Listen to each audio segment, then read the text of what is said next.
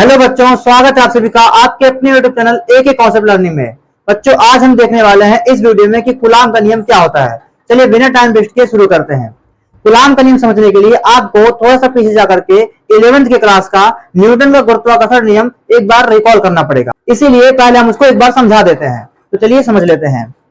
तो न्यूटन का गुरुत्वाकर्षण नियम क्या था, पहले उसको एक बार देख लेते हैं। उसमें कहा जाता है कि कोई दो वस्तुएं m1 m2 द्रव्यमान की होती हैं। कोई दो वस्तुएं m1 m2 द्रव्यमान की होती हैं और वो एक दूसरे से निकट में रखी हुई हैं। तो ये पहली वस्तु उस दूसरी वस्तु पर आकर्षण बल लगाती है और दूसरी वस्तु भी उस पहली वस्तु पर आकर्षण बल लगाती है। तो जो इनके बीच में बल लगता है उसको हम लोग F से डिनोट कर देते हैं और इनके बीच में कुछ ना कुछ दूरी है उसको हम लोग R से रिप्रेजेंट कर देते हैं। तो उस टाइम जब हमने न्यूटन का गुरुत्वाकर्षण नियम पढ़ा था तो उसमें कहा जाता है कि उन दोनों वस्तुओं के बीच लगने वाला आकर्षण बल दोनों वस्तुओं के द्रव्यमानों के गुणनफल के समानुपाती, मतलब F proportional m1 into m2 ये कहा गया था। दोनों वस्तुओं के द्रव्यमानों के गुणनफल के समानुपाती। और फिर कहा गया था कि उस पर लगने वाला बल व्युत्क्रमानुपाती होता है, मतलब उन दोनों वस्तुओं के बीच की दूरी r है तो उसके वर्ग के व्युत्क्रमानुपाती होता है। यही न्यूटन का गुरुत्वाकर्षण नियम था। जब इन दोनों को मर्ज किया जाता है, मिला दिया जाता है, तो F की वैल्यू निकल के आती है F प्रोपोर्शनल m1 m2 और अपॉन में r स्क्वायर। जब यहां से प्रोपोर्शनल हटाते हैं तो यहां पर एक नियतांक आता है F equal to G m1 m2 upon में r स्क्वायर। ये न्यूटन का गुरुत्वाकर्षण नियम था। एग्जैक्टली यही नियम आज आपके सामने कूलाम का नियम बन के आया है। उसमें कुछ भी चेंज नहीं है, बस चेंज इतना है कि यहाँ पर दोनों वस्तु का द्रव्यमान लिया जाना था और यहाँ पर आज आवेश को लिया जाना है। तो चलिए कूलाम का नियम समझ लेते हैं।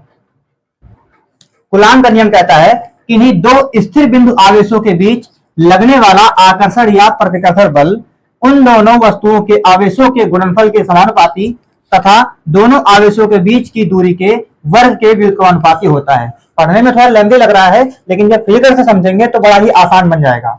यहाँ पर सबसे पहले मान लेते हैं कि यहाँ पर एक आवेश Q1 है और एक आवेश Q2 है। इन दोनों के बीच दूरी R है। तो जब दो आवेश R दूरी पर रखे होंगे तो उन दोनों आवेशों पर एक दूसरे के द्वारा कोई ना कोई बल लगेगा। अगर ये समान आवेश होते हैं तो उन पर F बल लगता है और वो प्रतिकर्षण बल लगता है। अगर ये दोनों विपरीत आवेश होते हैं तो उन पर आकर्षण बल लगता है। तो जब इन दोनों को R दूरी पर रखा गया है तो उन दोनों के बीच बल लगेगा। अब वो बल इन दोनों से किस प्रकार रिलेटेड होता है वही कूलाम का नियम दर्शाएगा। तो कूलाम का नियम कहता है कि दोनों आवेशों के बीच लगने वाला बल दोनों आवेशों के गुणनफल के समानुपाती होता है। ये एक स्टेटमेंट है। दूसरा स्टेटमेंट ये कहता है कि दोनों आवेशों के बीच लगने वाला बल उनके बीच की दूरी के वर्ग के व्युत्क्रमानुपाती होता है। दोनों आवेशों के बीच लगने वाला बल उनके बीच की दूरी के वर्ग के व्युत्क्रमानुपाती होता है। यही कूलाम का नियम बोलता है। अब इसको हमने इक्वेशन नंबर फर्स्ट मान लिया, इसको इक्वेशन नंबर सेकंड मान लिया, तो समीकरण 1 और 2 से जब इनको मिलाएंगे, क्योंकि बायां पक्ष बराबर है तो दायां पक्ष भी बराबर होंगे, तो हम इन दोनों को मिला सकते हैं। इसलिए Q1 Q2 ऊपर हो जाएगा और R स्क्वायर नीचे हो जाएगा। यहां से जब समानुपाती का निशान हटाएंगे तो यहां समानुपाती नियतांक आएगा, जिसको हम लोग कूलाम नियतांक भी कहते हैं। F equal to K Q1 Q2 by R square. इसको इक्वेशन नंबर थर्ड मान लेते हैं और यही कूलाम का नियम है। इसके अलावा K की वैल्यू 1/4 पाई एप्सिलॉन नॉट होती है। इसका मान 9 × 10⁹ होता है। फिर F की वैल्यू अगर हम यहां से देखें तो K की वैल्यू हम जब रखेंगे तो ये हो जाएगा 1/4 pi epsilon not Q1 Q2 by R square.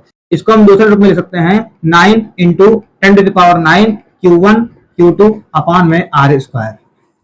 ये भी कूलाम के नियम का एक रूप है। अब इसके बाद यहाँ पर एक नई चीज आ गई एप्सिलॉन नॉट। इसको हम लोग एप्सिलॉन नॉट पढ़ते हैं। इसे हम निर्वात की विद्युतशीलता बोलते हैं। इसका मात्रक कूलाम स्क्वायर पर न्यूटन मीटर स्क्वायर होता है। इसकी विमा m-1 L-3 T4A2 होती है और इसका मान 8.85 × 10⁻12 कूलाम स्क्वायर पर न्यूटन इंटू मीटर स्क्वायर होता है। याद रखिएगा, ये एप्सिलॉन नॉट जो है इसी से ही 1 नंबर के क्वेश्चन पूछे जाते हैं। ये बहुत ही इंपॉर्टेंट है आपके बोर्ड एग्जाम के लिए।